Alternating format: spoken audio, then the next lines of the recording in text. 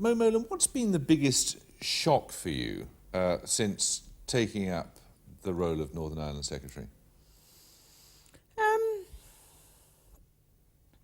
I think the biggest surprise in terms of being in government is the amount of time it takes for decisions to come through the system. I was used in opposition. I had 3 people I worked with. We talked in the morning what we were going to do that day, and end of the day we reviewed where we were. This is a much bigger machine, and I've often said in the months that we've been in power that in opposition it was like sailing a yacht. You sailed along quite happily, and now it's like an oil tanker. It turns slowly. And I think that's probably been the biggest surprise to me. Do you find it frustrating? Yes, to begin with I did find it frustrating, but I now understand it was a very fast learning curve, but one understands now that you have to take other departments with you. I think people could move quicker than they do, and I'll continue to encourage people to go quicker, but I understand now it's a big machine. You've been surprised by the vehemence of some of the hostility that's been directed towards you? I find it unnecessary, but then if people need to do that because they're going through a time of change, and change is difficult, we all know change is difficult, and they need to vent their frustration and their lack of security, and they need someone to do that on, then if that helps move the process forward and people learn from it, then I take that as part of moving it forward. I want to move the process forward. And if I have to take that and we end up somewhere that's worthwhile, then okay. I don't take to heart the very negative, and I don't take to heart the very positive. You'd go mad if you did. I go through the middle, registering what's happening, but not engulfing it. If you did, you'd find it very tough. But when you hear people like the unionists saying that you are trying to drive them out of the process...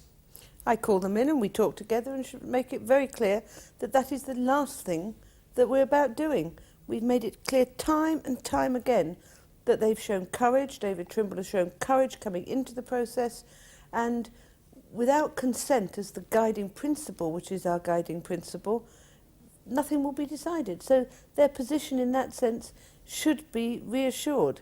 I find that worrying in terms of the peace process. Do you, how much do you think that some of the difficulties that some of the unionists have with you is because you're a woman? I don't know. I can't answer that. You'd need to ask them. I'm sure that some of being a woman and some of being the kind of woman I am, which is very direct, can be a plus with some and a minus with others. In the end, it's what they've got.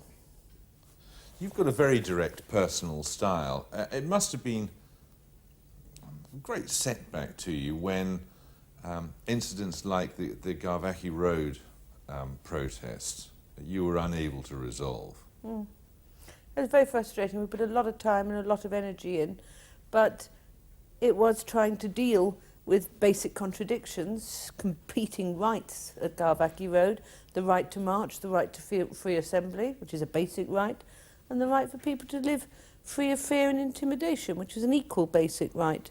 Now, that kind of accommodation, which we failed, as you said, I failed last year to get it, we put in place legislation, which is going through the House of Commons just before Christmas and again in the new year, to try and find an open mechanism which will make it easier next time. We may succeed, we may not.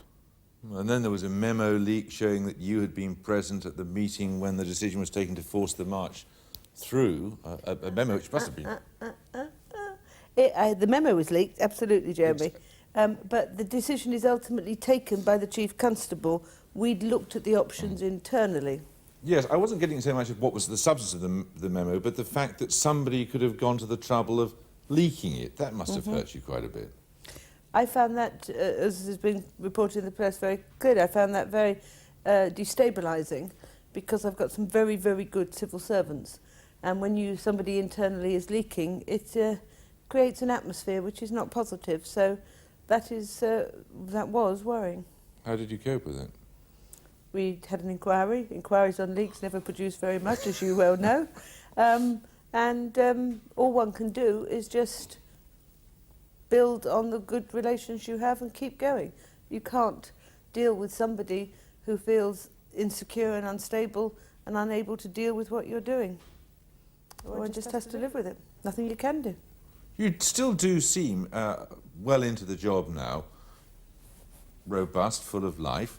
A number of your predecessors, the job has really got to them, and some of them have come become very depressed and come quite close to the edge on occasions. Now, admittedly, we're in a much more peaceful time now. But do you find the pressure intense? The pressure is very intense. There's no two ways about it. But you have to build in, you have to delegate. I've got 3 very good colleagues. You have to delegate within the system. And what keeps me going and helps deal with the stress is the fact that over the previous 20 years, lots of people in Northern Ireland have given year after year of their life to try and get a peaceful settlement. They so desperately want it, and I get letters from people all the time, and I just think, I'm in this position. The least I can do to those people that don't have the power that I have is do everything I can to get a settlement. And I think I'm doing everything I can. If I fail, I fail. And we'll have done all we can. I have to book in time for my husband, and he has to book in to get dinner or a day off, because otherwise the pressure is constant. And you're always a bit on duty because you're never sure what's going to happen day in, day out. But we've made progress in the first 7 months. When we started, we had no ceasefire. We had a loyalist ceasefire that's now held. And we've now been in talks and made slow but some progress. Now that is the most rewarding outcome one could hope for. Do you find the security pressures oppressive? I did to begin with. First month or 2, I got a bit fed up with it. I ran away once and they found me very quickly. But the real difficulty is that after a while it begins to spoil you, because I now am driven everywhere. I know, I am protected all the time. And so my husband and I were out one night, and I was waiting for someone to open the door. And he said, "What are you waiting for?" And I'm just used to doors being open. So in that sense, it spoils you. But I just look forward to the day when I no longer need it. I mean, you're pretty confident that there will be a peace deal. I am determined to be confident, because it is so easy in Northern Ireland politics to always look at the downside and say, this is a problem, this could happen, oh dear, this is the problem this weekend. So we deal with every problem head on, but what is important is to believe and be determined, as the party leaders have up to now, to show that determination, courage and confidence that we can do it. And I think confidence is crucial to success. So you'll see a lot of it. By May? I believe that's possible, yes. Tony Blair, the Prime Minister, has set that date, and I found that when we started the talks, when people had a goal to aim for, it helps, it makes a difference. I've said to a lot of flack in the press, I think they could do it before.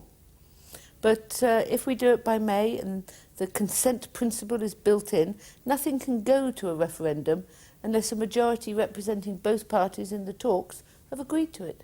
And then we have the consent of the majority of people in Northern Ireland.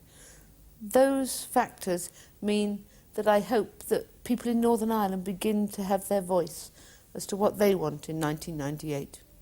Be a hell of a political epitaph, wouldn't it, to be the Secretary of State under whom peace finally and permanently arrived in Northern Ireland?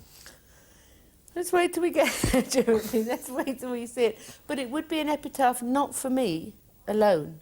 It would be for the people I work with, the ministers, the people, as I said before, who've given, church leaders, trade unionists, political people, people that have given their lives, be they security or otherwise, to try and bring peace. That epitaph would be the one I would want remembered. Thank you very much. Thanks.